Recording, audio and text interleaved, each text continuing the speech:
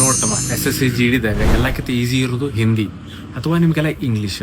ನಿಮಗೆ ಇಂಗ್ಲೀಷ್ ಸ್ವಲ್ಪ ಬರಂಗಿಲ್ಲ ಅಂತಂದ್ರೆ ಚೂಸ್ ಮಾಡ್ರಿ ಹಿಂದಿ. ಯಾಕಂತಂದ್ರೆ ಹಿಂದಿದಾಗ ಮಿನಿಮಮ್ ನಿಮ್ಗೆ ಚಾಪ್ಟರ್ ಸಿಗ್ತಾವು. ಒಂದು ಬುಕ್ ಓದಿದ್ರೆ ನಿಮ್ಗೆ ಹಿಂದಿ 20 ಕವರ್ ಮಾಡ್ಬೋದು.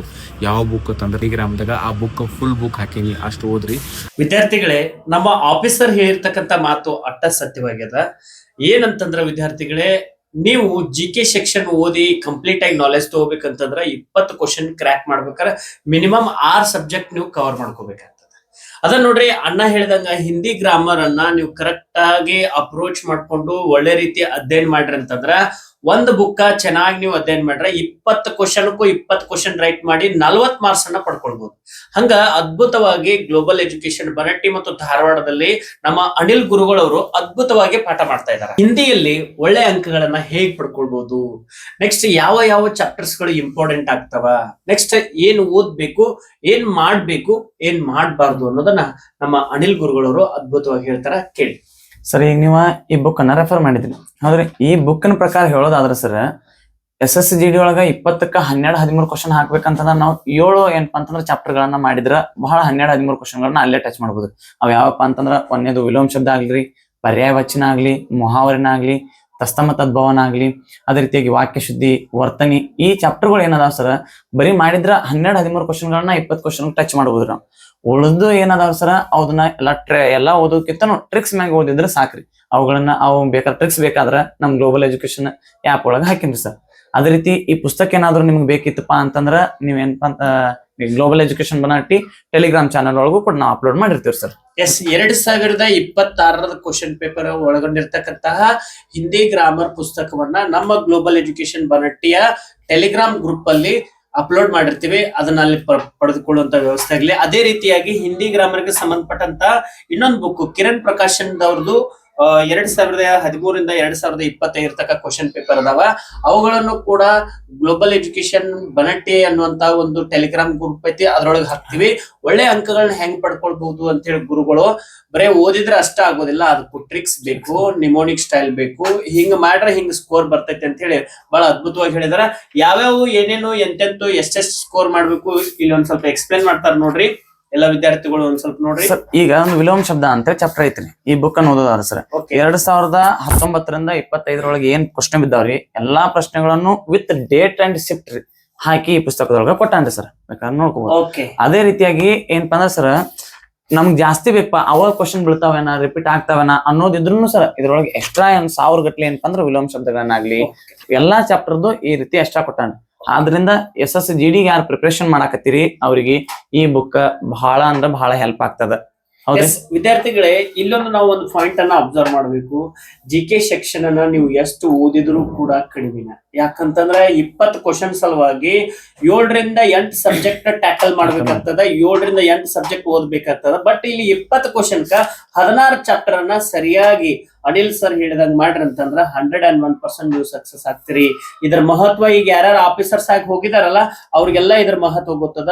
ನೀವು ಕೂಡ ಹಂಗ ಟ್ಯಾಕಲ್ ಮಾಡ್ಬೇಕಂತಂದ್ರ ಹಿಂದಿ ಓದಕ್ ಬರ್ದಿದ್ರು ಪರವಾಗಿಲ್ಲ, ಬಟ್ ಹಿಂದಿಯನ್ನು ಇಷ್ಟ ಪಡ್ರಿ. ಒಂದು ದಿವಸ ನೀವು ಸಕ್ಸಸ್ ಆಗೇ ಆಗ್ತೀರಿ. ಕಾರಣ ಇಷ್ಟ, ಹಿಂದಿ ಗ್ರಾಮರ್ SSC GDಗೂ ಐತಿ, ಅದೇ ರೀತಿಯಾಗಿ ಪ್ಯಾರಾಮಿಲಿಟರಿ ಫೋರ್ಸ್ಗೂ ಐತ್ರಿ. ಅದಕ್ಕೆ ನೀವು ಅರ್ಥ ಮಾಡ್ಕೊಳ್ರಿ. ಎಷ್ಟು ಸಾಧ್ಯ ಆಗ್ತೈತಿ ಅಷ್ಟು ಎಫರ್ಟ್ ಹಾಕ್ರಿ. ನೀವು GK ಸೆಕ್ಷನ್ ಕೆಟ್ಟ ಎಫರ್ಟ್ ಹಾಕ್ತಿರೋ ಅಥವಾ ಇಂಗ್ಲಿಷ್ ಗ್ರಾಮರ್ ಕೆಟ್ಟ ಎಫರ್ಟ್ ಹಾಕ್ತಿರೋ ಅಷ್ಟೇ ಎಫರ್ಟ್ ನೀವ್ ಏನ್ ಮಾಡ್ರಿ, ಹಿಂದಿ ಗ್ರಾಮರ್ ಹಾಕಿರಂತಂದ್ರ 20 ಕ್ವಶನ್ 15 ನಿಮಿಷನಾಗ ಬಿಡಿಸೋದನ್ನ ನೀವು ಕಲಿತೀರಿ. ಹಂಗ ರೀಸನಿಂಗು ಕೂಡ 20 ಕ್ವಶನ್ ಅನ್ನ 15 ನಿಮಿಷನಾಗ ಹೆಂಗ್ ಬಿಡಿಸ್ಬೇಕು ಅನ್ನೋದು ನೀವು ಕಲ್ತಿರಂದ್ರ ಇಲ್ಲಿ ರೀಸನಿಂಗ್ ದಾಗ 20 ಬಂದು, ಹಿಂದಿ ಒಳಗೆ 20 ಬಂದು, ಇನ್ನು ನಮಗ ಮ್ಯಾಥ್ಸ್ ಮತ್ತು GK ಉಳಿದು. ಮ್ಯಾಥ್ಸ್ ಮತ್ತು GK ಸರಿಯಾಗಿ ಎಫರ್ಟ್ ಹಾಕಿರಂತಂದ್ರ 100% ನೀವು ಸಕ್ಸಸ್ ಆಗ್ತೀರಿ.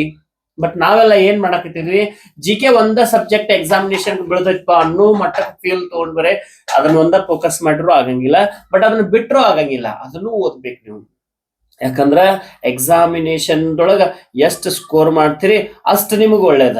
ಬರೀ ಒಂದ ಸಬ್ಜೆಕ್ಟ್ ಮೇಲೆ ಫೋಕಸ್ ಮಾಡೋದು ಅಷ್ಟ ಇಂಪಾರ್ಟೆಂಟ್ ಅಲ್ಲ.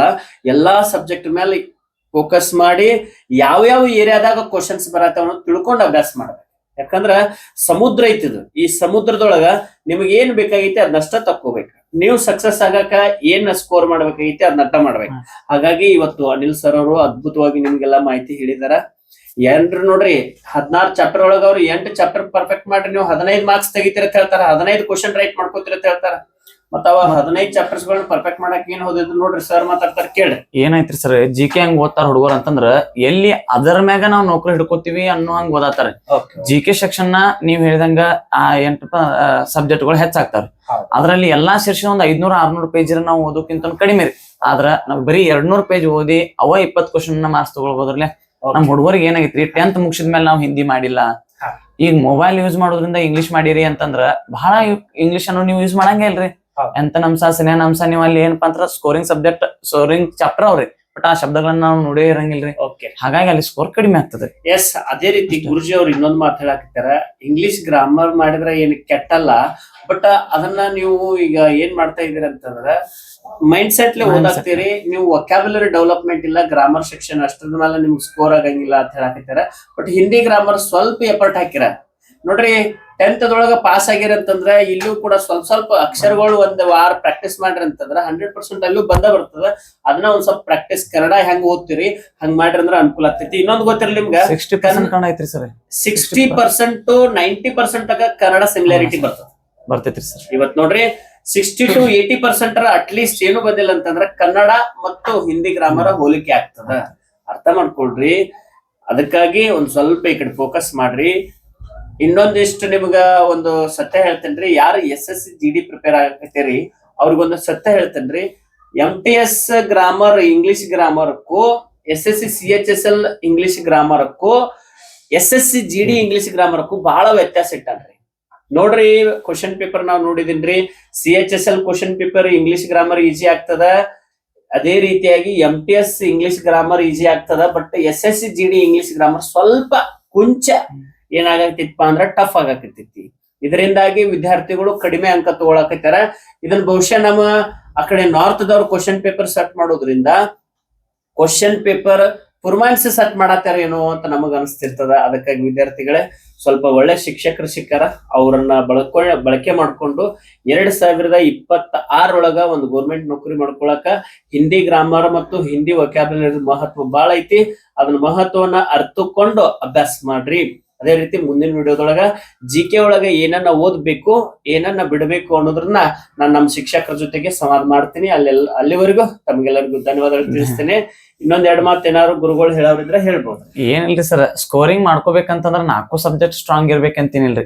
ಬಟ್ ಒಂದ್ 3 ಸಬ್ಜೆಕ್ಟ್ ನಾವ್ ಸ್ಕೋರ್ ಮಾಡ್ಕೊಂಡು ಅಂತಂದ್ರೆ ಈ ಸಲ ಗ್ಯಾರಂಟಿ ನೌಕರಿ. ಅದ್ರಾಗ ಹಿಂದಿ ಗ್ರಾಮರ್ ಅಂತೂ ಫುಲ್ ಈಜಿ ಐತ್ರಿ ಸರ್. ಮಾಡ್ಕೋ ಅಂತ ಒಂದ್ ಸ್ವಲ್ಪ ಎಫರ್ಟ್ ಹಾಕಿದ್ರೆ ನಮ್ಗ್ ಸಾಕ್ರಿ. ಅದನ್ನ ಎಲ್ಲ ಟ್ರಿಕ್ಸ್ ಅನ್ನು ಎಲ್ಲ ಹೇಳಿದೇವ್ ಬೇಕಾದ್ರೆ. Wish you all the best my dear commandos. ಈ ಸಲ ಜಾಬ್ ನಿಮ್ದಾಗಿರ್ಲಿ. ಓಕೆ, ಈ ಸಲ ಜಾಬ್ ನಿಮ್ದಾಗ್ಲಿಪ್ಪ, ಸಕ್ಸಸ್ ಆಗಿ. ನಮಸ್ಕಾರ.